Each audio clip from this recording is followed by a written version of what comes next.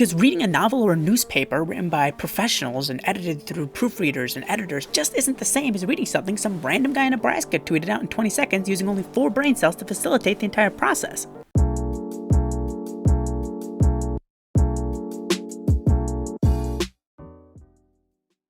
Goodbye. Nah, don't worry, I'm not actually saying goodbye, of course.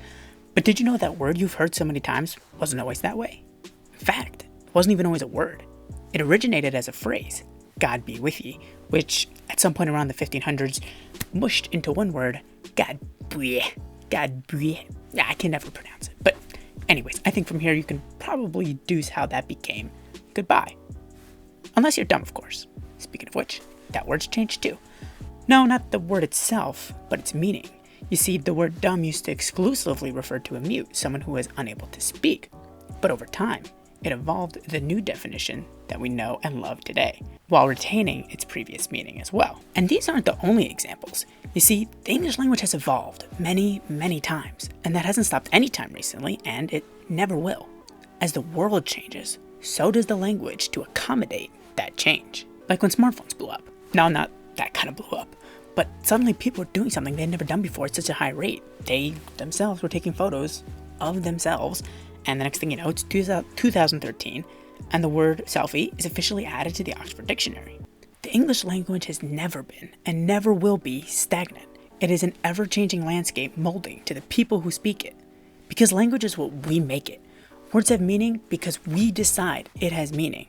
Even the most common words can slowly fade out of use until becoming a relic of the past. Sometimes it changes quickly though, as quick as a few years even. This usually happens in response to big changes, again, to my smartphone example.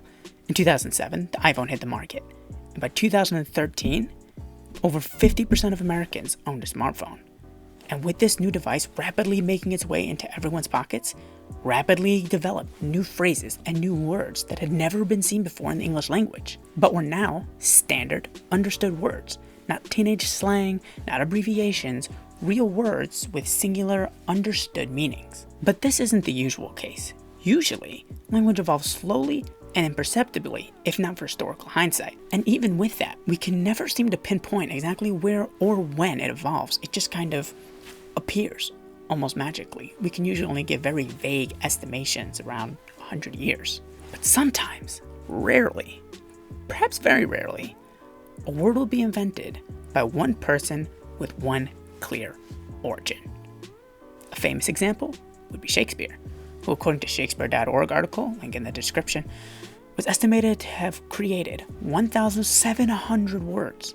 Of course, some of those words would just appear in a play and be cycled out of use and that was it. But some stuck. Like a lot of words stuck. Words like bedroom, critic, eyeball, fashionable, downstairs. These are all very, very common words. You probably don't go a single day without using at least one word from Shakespeare. And that's really incredible that we can pinpoint all of that to one person with one clear origin. And guess what? We can do the same thing here, today, in this video. You see, for a long time now, I've felt our English language was just missing something. And perhaps in the past this wasn't as needed, but now things have changed. The world has changed. Because we live in a world where written communication is constant. We have emails, text messages, Twitter, we're reading all the time. But then again, that isn't really what's changed. I mean, people were in the 1950s, they had books and magazines and instruction manuals. Look, I don't know what they did for fun back then, alright? But the point is, they were really reading plenty then too, so that isn't really what's changed. So what's actually different? What is different about what we're doing today? Well, this.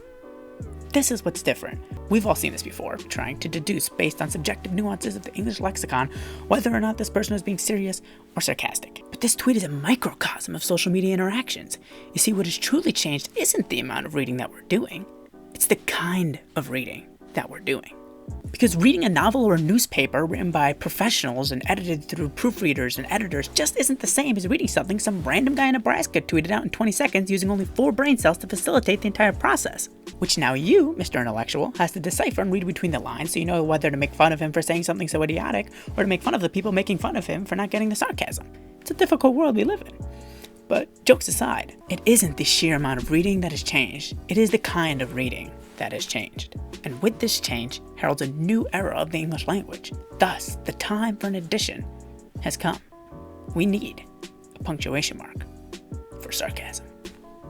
Now you're probably thinking, well, that's a nice speech, but how do we implement this? Can we create a friendly situation?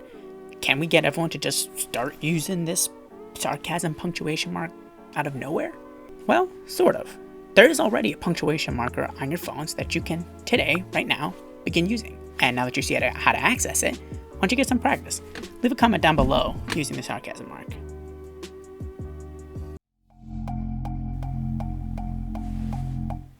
This little dot thing here was chosen because it's placed in the middle, so it's not like it will be confused for a period. Plus, it's different enough and is simple enough to be practical in writing form as well.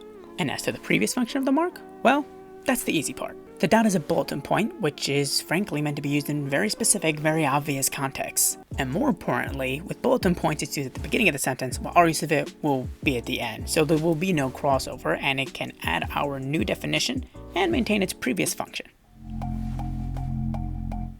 Well, some people have attempted sarcasm workarounds in the past. I have, and maybe you yourself have added the crying laughing emoji at the end, or an LOL, just so it's clear that you are joking. But sometimes it's really annoying having to do that. Sometimes it completely takes away from the vibe of the message. Either it makes it seem more childish, or it takes away from the dry humor style, or whatever it is in your case, but the punctuation mark is subtle. It doesn't add anything to the sentence other than dictating the tone, which is what punctuation marks are supposed to do. And as for what to call this punctuation mark, guys, let's not get clever with this. Let's take a page of the book from the question punctuation mark. Let's just call it the sarcasm punctuation mark, guys. Just call it what it is. There's an obvious need for this, and the tools with which to act on it are already in all of our pockets. All we need to do is use it. Use it among friends. Briefly explain what it is, that it's a punctuation mark for sarcasm, and use it in your conversations. And they'll probably start using it in their conversations, and they with their friends, and they with their friends, until no one ever has to read between the lines of what T-Danger_69 meant when he said Gucci Gang is the greatest lyricist of the 21st century. We can bring this change, if not for ourselves, for our sanity, for our own private conversations. I personally have been using the sarcasm punctuation mark with my girlfriend for over a year now, and I quite like it. And I think you will too. So join me, and thank you for watching Bold Ideas.